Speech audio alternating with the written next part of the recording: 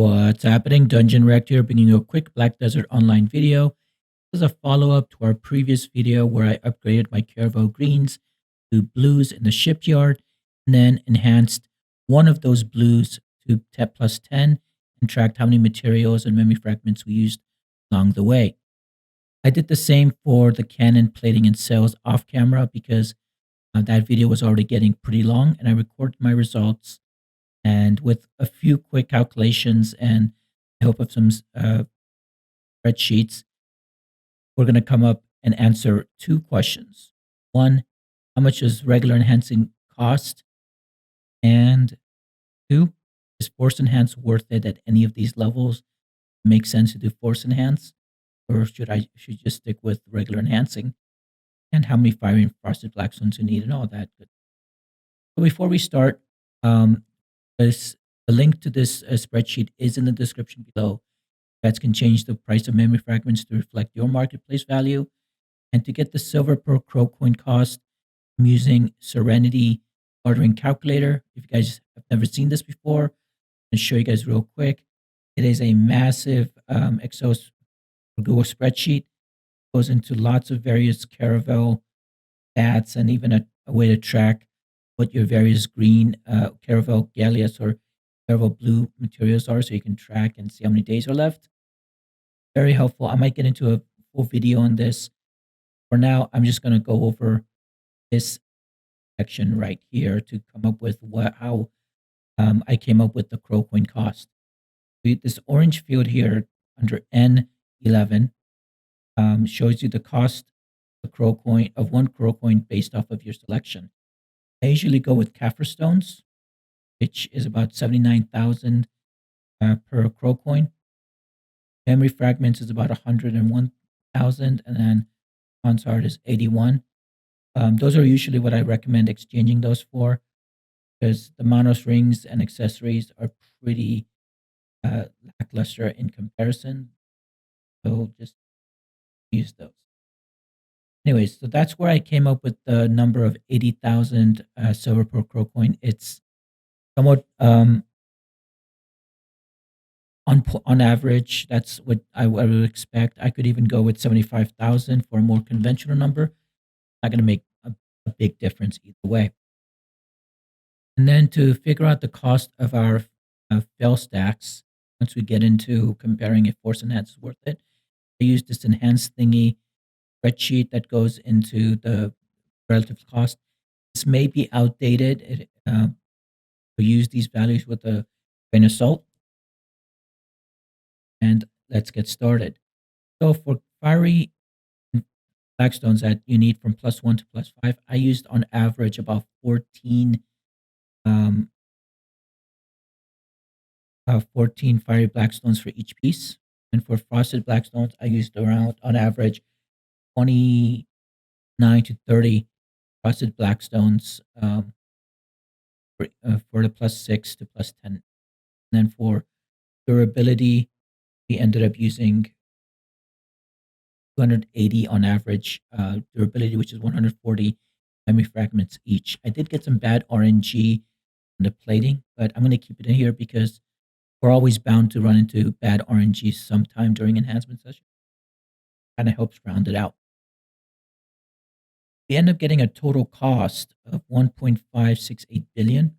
That includes these three costs here, which is the cost for our crow coins, and then our durability, which is massive, a lot of memory fragments. And this calculation does not include Valks. And this is the calculation I'm going to be going by because for me personally, I don't consider Valks to be, I don't consider the cost of Valks because I don't enhance for profit lately. And I get 40 and 60 stacks all the time. So either through BSA, seasonal events, so on. So, you guys can decide to do that. And if you do want to consider the cost of Valks, I have those values from that spreadsheet. I feel it's a little bit outdated, especially for our 40, 50, and 60. So these are about maybe, at least for the 40 stack, I feel it's about 150 mil lately. but these are the values I'm using. If you consider the cost of valves each, you're going to be spending about 660 silver worth of valves for each gear piece. So it's up to you whether you want to consider it or not. Um, and then for all four pieces, it's going to cost you about 2.6.7 billion silver. Now, one useful thing here is these are the stacks per level. So if you compare the stack, these are the level that you need. Plus one, you're going to need 5 stack. For 7, you're going to need 30 stack. You can use this as a. All right. And then let's talk about Force Enhance. Force Enhance has pretty static values. It does get pretty expensive, especially for the +6 to +10. You're going to have to use 100 durability, which is going to be a massive amount. Now, for the crow coins, once you get defrosted, they get very expensive fast. And here we have about 10,000 crow coins for each piece of gear. So if we're going to do Force Enhance for the cannon, it's going to cost you 10,000 crow coins. That's the cost of how much it's going to cost you to get your base green carrack gear. So even if you have 40,000 crow coins laying around, I wouldn't recommend it because you're going to need around 40 to 50,000 crow coins once you get your carrack to get your base green gear as soon as possible, and then enhance it. So we covered this in the previous video. So just use that with caution. As far as which level makes sense to do in Force Enhance, I would say +9 to +10. These gave me a lot of trouble when I was doing my. They gave me like 8 or 9 attempts in some instances, and yeah, it gave me a lot of trouble, especially with the cost of the field text of 50. I didn't have a lot of these floating around. So if you really want to, you could just use Force Enhance as long as you can spare the crow coins.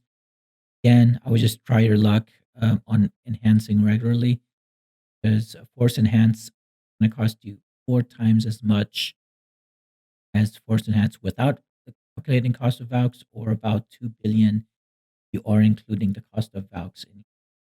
So it's really expensive, but it all depends on how many crow coins you have saved up. All right, guys. I hope this video was helpful. I just wanted to do a follow up on what my overall average fiery frosted blackstones are. Now, if you're not sure how many fiery and frosted blackstones you need, you could park an alt at Lima Island. Then the way I would do this is I would just ride over to Olvia, use a travel map to Lima Island, and then just buy the fire and frosted blackstones you need to replenish, and then use a storage maid to move them back to Velia. This saved me a few trips because I had run out a few times, and then I basically they would just do a quick character swap, buy it, and swap back, and I was golden there. Just a quick tip there. Anyways, if you guys found this video helpful, please like, subscribe, share, and as always, thanks for watching.